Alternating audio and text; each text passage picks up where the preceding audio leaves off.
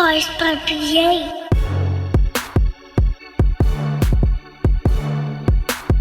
Boys PA. Part number 4, learn how to underreact. I can just drop the mic right there. But yes sir, I got you. Learn how to underreact. Learn how to underreact. I know we live in a day and time where we just see people overreact. We see people doing the most, right? Doing too much. We hear people, oh, boo-boo, you come for me, I'm come for you. Don't come for me unless I send for you. Whatever it looks like, all right? We live in a day and time where you can turn on TV and you can see folks doing too much. You can go to your dorm room or your apartment and see folks doing too much. You can go to the UC or the cafeteria and see folks doing too much. You can go to the, kickbacks or something. You can go to the kickback and see folks doing too much. But as a leader, you have to learn how to underreact. So real quick, I want y'all to close your eyes. I'm about to fall asleep. It ain't even 10. Close your eyes, and I want y'all to think about the last time you overreacted. So y'all like, yeah, that's last night. It's last night. This morning. All right, just think last time you overreacted. Just think about it. A few more seconds. All right, open your eyes.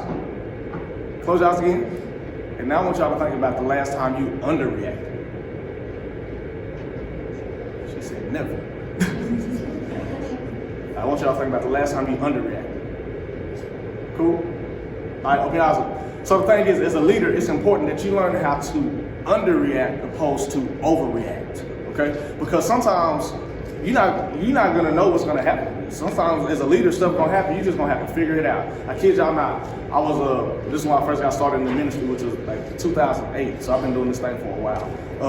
I kid you not, in Fort Worth, I'm from the belly of the beast, man, so everybody, we all from places that got hoods, so that's where I grew up, all right? Your hood may not look different from mine, but we all got the same features, all right? So I'll never forget, it was a Sunday morning, and it's a small, little bitty church, maybe like 15 people on a good day, and that's including babies, all right? So I was looking for my kids, and they were gone, like my students, and I had the little kids, and I was like, man, where'd they go? I just let them out of Sunday school. That's when you know it's a little church when you still have Sunday school, all right? I was like, man, I just let them out of Sunday school, so I was looking around the church, I'm looking everywhere. You know when you can't find something, you just start looking at stupid places. You know what I'm saying? You're looking for your keys, you check the microwave, you ain't put your keys in no microwave, all right? So I'm looking, I'm like, it's quiet. So I was like, man, I need to, what are these little people at? So finally I walked to the front bathroom, I opened the door. Y'all know what I found? My kids with the sink running and the water running with a puppy from outside giving them mud water. Can't make this up. A puppy, a Southside stray, don't have no name, no tags, it survives off church's chicken. It was just a random dog. All right, they giving it water, they got the church clothes on, the floor wet, the dog wet. It's a mess. What I do? Hey man, look, y'all got 0 seconds to get this puppy out this church. That's me underreacting. Now let me show y'all me overreacting. So I got a 5-year-old daughter. Her name is Imani. Savage. All right. 5-year-old daughter. She's my shadow. She's closer than my shadow. She would have been here today, but she has a dance competition tomorrow. But I make their lunch in the morning, probably like around 5:30. Y'all, most of y'all sleep. 5:30. I make lunches, things of that nature. And then when she comes home, she brings me her lunchbox. So one day, she came home, and I'm going through the lunchbox, putting the ice pack back in the freezer, and I found this cookie. I didn't send her with no cookie. So I found this cookie. I said, hey, Monty, come here. Yeah. I said, hey, man, where you get this cookie from? From you. I said, nah, man, you didn't get no cookie from me.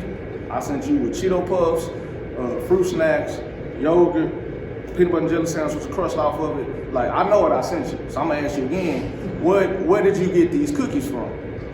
From you. I said, all right. Funny. I'm gonna ask you one more time. Where you got these cookies from? She looked at me, she about to start crying. She said, Daddy, maybe you pay for me to have cookies and milk every Thursday. I just bring them home so you can have them.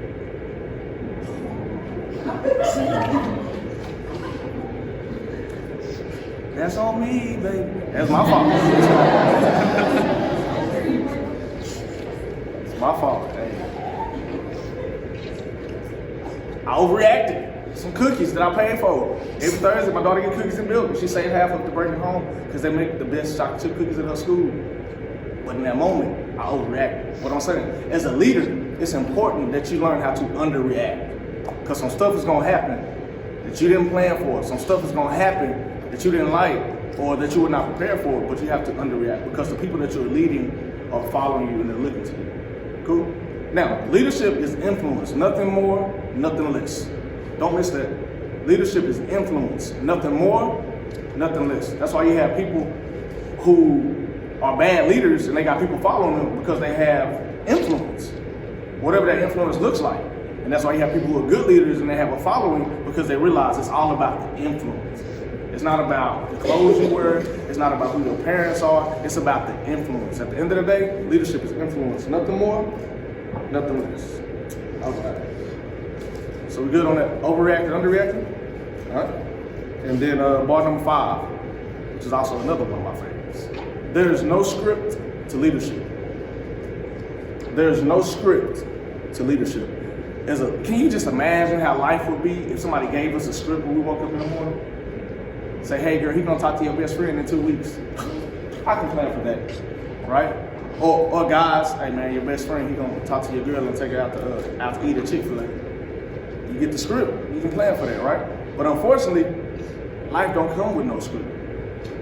You go to the party, like, hey, they gonna start shooting in 5 minutes, you can leave. See y'all. But that ain't the case, right? That ain't the case. But if life came with a script, it'd be so much easier. But if leadership came with a script, it'd be so much easier. But guess what? I'm here to tell you, it don't. All right? There is no script for leadership. Matter of fact, I took my students to it was Florida versus Texas high school football. Y'all know Texas and Florida. It's just what we do. I'm just speaking for Texas. I can't speak for Florida. But that's just what we do. There ain't nothing like football in Texas. High school football. On top of that, I think high school football is more important than the Cowboys in Texas. So it's a big deal. So we have this, it was a tournament. It's going to be taking place in DeSoto. And they were bringing all the top schools from Florida. This is the top schools in the nation from Florida to play the top schools in the nation from Texas. So my students was like, we want to go. I was like, say less. So we didn't rent a van. So again, I made a little church stick. So I was like, hey, I need some volunteers to take the kids. We're gonna go out there to the game. We're gonna spend the night. We're gonna catch the game, spend the night out there, and wake up in the morning, eat breakfast, hit the mall, then catch the games on Saturday. So there's like, oh, that's cool. So we go to the game. We had a great time Friday. And then we went to the hotel, ate some pizza. It was really cool. And I went to sleep with about 12 volunteers that Friday night. And when I woke up, guess how many volunteers I had? True story. How many? 2. They didn't slide a note under my door. They didn't text me. They didn't tell the front desk nothing. So I'm like, all right, relax. Remember, there's no script to leadership. It's just, you can't plan this, you can't make this up. So I'm sitting there and we're about to check out. And so my focus went from getting these kids to breakfast, to the mall, and to the game, to just getting them back to Fort. Because now I got 21 kids that I gotta get home. Only got 2 vehicles. Y'all saying, so cut them up. No, I'm not going to jail, all right? So the thing is, I was sitting in the lobby and checkout was 11. I'm sitting in the lobby and I'm like, man, let me see what I can do. So I started calling the rental company and say, hey, I got a 15 passenger van. It was around spring break. It was like, nah, we don't have no vans. So I just started, this was before like the Uber and Lyft, okay? So I know y'all grew up with that, but this was before that. So we didn't have no option. So I kid you not, I'm sitting in the hotel and something said, God told me to put in my spirit, he said, find a limo company. Find a limo company. Now, for those of y'all that don't know, most limousines, they cost $85 per hour. That's on the low end, all right? So, and it said, find a limousine company. So I called this dude, I said, hey man, I told him the situation, I got 21 kids that I got to get back to Fort Worth. And I got some money, but we just doing a one-way trip, bro. So don't get your hopes up, you're not gonna get $85 twice out of me, but I need you. So I told him the situation, he said, man, I got you. I said, yes. So I went back to the lobby. I told the students, I said, I got good news, I got bad news. What y'all want to hear first? You know, everybody want to hear the bad news first. I was like, bad news, you're not going to be able to do what we scheduled to do today because I got to get y'all home instead of, trying to run around the city. So that was the bad news. And it's like, all right, what's the good news? I said, but the good news is you get to ride the limo. So the older kids was like, bro, I done been to prom twice. Everybody know limo. But the little kids were like, yay, a limo. So this limo pull up, it is the most raggediest, that's not a most. It was the most raggediest limo you could have ever imagined. Like, I don't know what they did in there the night before, but they had fun. All right, it was. I can't make it up. I should have took some pictures, but it was. This shit had like liquor cups in there and everything. I think limo can only hold like 16, but I had 21 kids. They didn't care. We would lap up. All right, we all done lapped up before, so I put the kids in there. We riding down the highway. It must sound like it's about to stop. I did not care. I had to get these kids back to the church. Moral of the story is what? There is no script for leadership. And again, I could have overreacted, started calling people, cussing them out, leaving them voicemails, messages. What that's gonna do? As a leader, you gotta realize and know that there is no script. Ain't no script. Nobody gonna say, here you go, bro.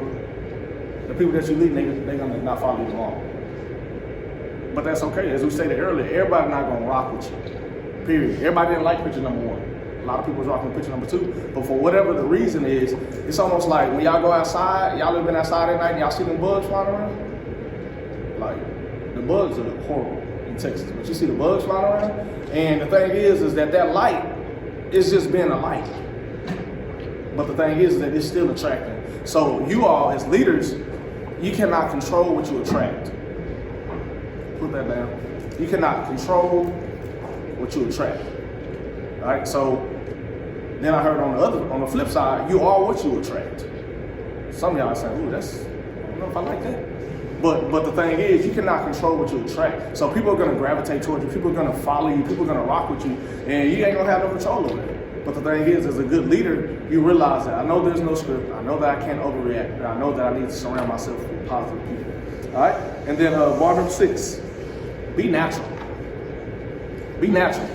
Now, I ain't talking about hair. I'm not talking about beeswax. I'm not talking about dreads and all that. But be natural just means be yourself. Can't nobody beat you being you.